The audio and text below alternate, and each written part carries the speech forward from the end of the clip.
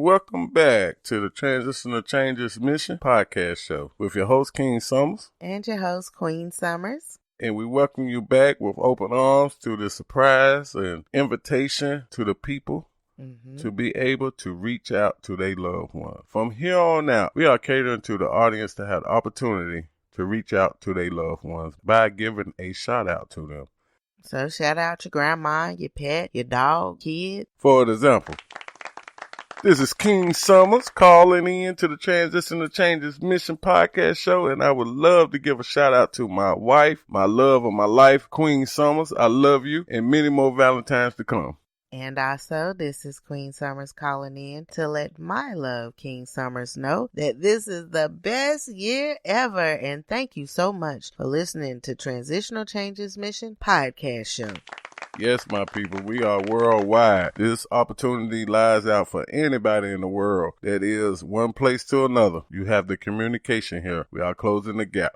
So, for that opportunity, go to tcmissionspeaks@gmail.com and you can type your shout out to your mate there. Or you can call in at 910-985-9090 and leave your shout out to your mate on the message line, and we will play that live on air.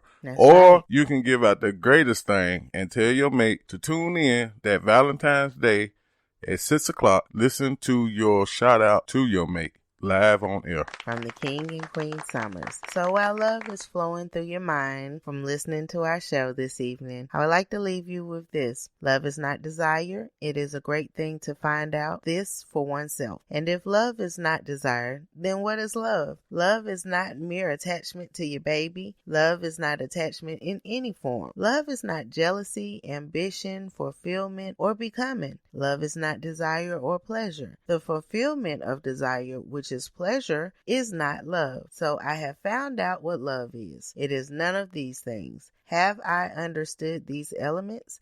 And am I free of them? Or I just say, I understand intellectually, I understand verbally, but help me to go deeper. I can't. You have to do it yourself. So as you begin to find out what love is in your terms and definitions, and some might even say, but what if showing your love feels scary, risky, dangerous even? We all have love wounds. A best friend who didn't stand up for you on the playground as a kid, a parent or a hero who let you down when you opened your heart. You have to be brave. Try again. Each time you show your love to one another, you heal the bumps and bruises from your past. So let's all walk together in the present. I would ask the people to strive to obtain and embrace unconditional love. Like I said previously, it's going to be one of the greatest challenges of your life. But if it is accomplished more than ever, look at the reward. You will not be able to be touched.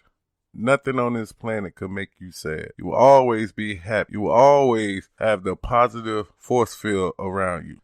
But yes, it will be a journey for you, which would take a lot of meditation, a lot of trial and error. But it's worth a shot. Yes. Guaranteed to make the world a better place.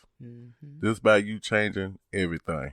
So that's what Transitional Change is here for. We are offering you to give shots out to anybody that you love, anybody that you care about. You can give a shout out to a person that's in Iraq. You can give a shout out to a person that's in Kenya. You can give a shout out to a person that's in Australia. When we look at our matrix on our podcast hosts, we are laid out everywhere on the globe. Don't hesitate. Call the number and reach out to your loved ones.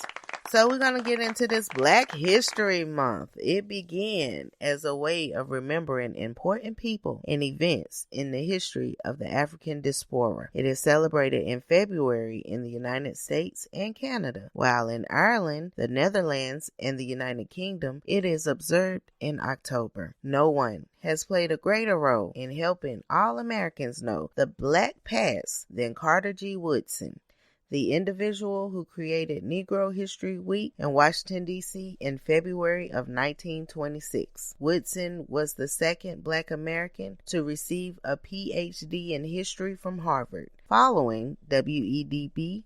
Du Bois, by a few years. To Woodson, the black experience was too important simply to be left to a small group of academics. Woodson believed that his role was to use black history and culture as a weapon in the struggle for racial uplift. Woodson was a strange and driven man whose only passion was history, and he expected everyone to share his passion.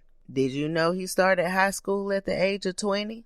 According to biography.com, Woodson worked as a miner in sharecrop to help his family out as a young kid, but when he made it to high school, he finished the 4-year study in less than 2 years. He believed that racism could be overcome through education. In his famous 1933 book titled The Miseducation of the Negro, Woodson wrote, "The educated Negroes have the attitude of contempt toward their own people because in their own, as well as in their mixed schools, Negroes are taught to admire the Greek, the Latin, and the Teuton, and to despise the African. Race prejudice," he concluded, "is merely the logical result of tradition, the inevitable outcome of thorough instruction to the effect that the Negro has never contributed anything to the progress of mankind. Those who have no record of what their forebears have accomplished lose the inspiration which comes from the teaching of biography and history." Wow, now that is some history. I'm going to give you some quick memory history. It was only a year ago, and everybody in this nation will be written down in history for 2019 within the African American Black History Month.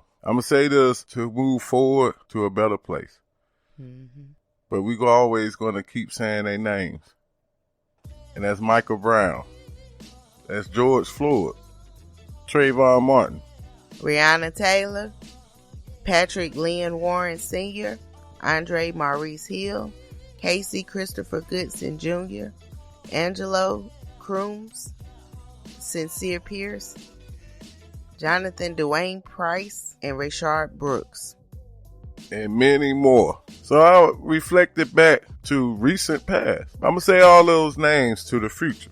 One in particular in some of these cases that have happened in the past is still open. We have the opportunity to figure out a way to become equal and have justice for all. Now, time elapsed, or better yet, repeat, but we have an opportunity to have this knowledge through Transitional Changes Mission, closing the communication gap within Black History Month of the African Americans that's going through things mentally, to come together as one, especially with George Floyd case. It can set it off again. That's the process of this justice system. And the reason why I stated all that about the history of this recent past is the lead up to the future of George Floyd. Throughout this month, we need to talk about the past, the present, and the future. That's what it's all about. And it will start here with Transitional Changes Mission podcast show. You have the opportunity with 910-985-9090 and call anytime that you even have any type of historical African American history or African history or any type of movement Let history. Let us know what you know. We will broadcast that to the world because that's what it's about, unity. We must meditate and come together and find out this equal quality and do it with unconditional love. That's right. So like us, love us, share us, visit us at transitionalchangesmission.wordpress.com. And thank you so much for listening to our show tonight. We hope you all have a wonderful week. This is your host, Queen Summers. And your host, King Summers. Thank you. Have a great night. Remember, that's love is home. Thank you.